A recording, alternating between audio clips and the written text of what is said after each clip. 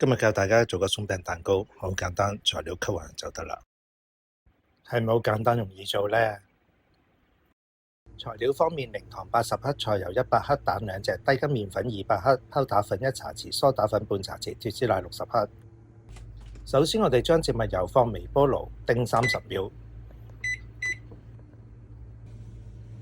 將2隻雞蛋倒喺盤裏頭，跟住用打蛋器發勻咗佢，然後喺蛋液裏頭加入零糖，跟住同樣用打蛋器發勻佢啦，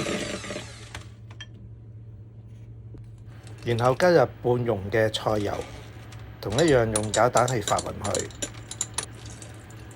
然後我哋再加埋脫脂奶，再加泡打粉，攪勻咗之後呢，我哋再加入呢個梳打粉啦，一樣都係攪勻咗佢。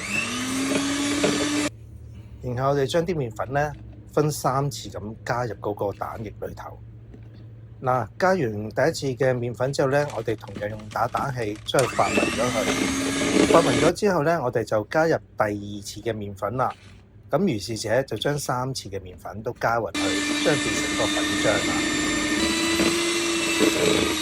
跟住我哋用雪糕殼呢，就將嗰個粉漿呢就畢落嗰個蛋糕紙杯度，約莫2湯匙到啦。總之就7分滿，唔好畢到咁滿啦。如果未焗嘅時候就會瀉晒出嚟㗎啦。跟住呢，我就用空氣焗爐以150度焗25分鐘。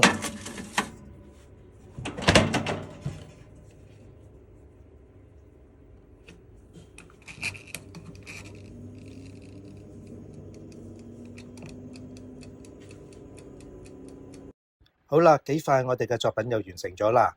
如果大家鍾意今次呢個蛋糕嘅創作呢，可以俾個 like 我同訂閱我嘅頻道啊。如果大家有咩意見，可以話返俾我聽喎。下個禮拜再介紹一啲新嘅食譜俾大家，拜拜。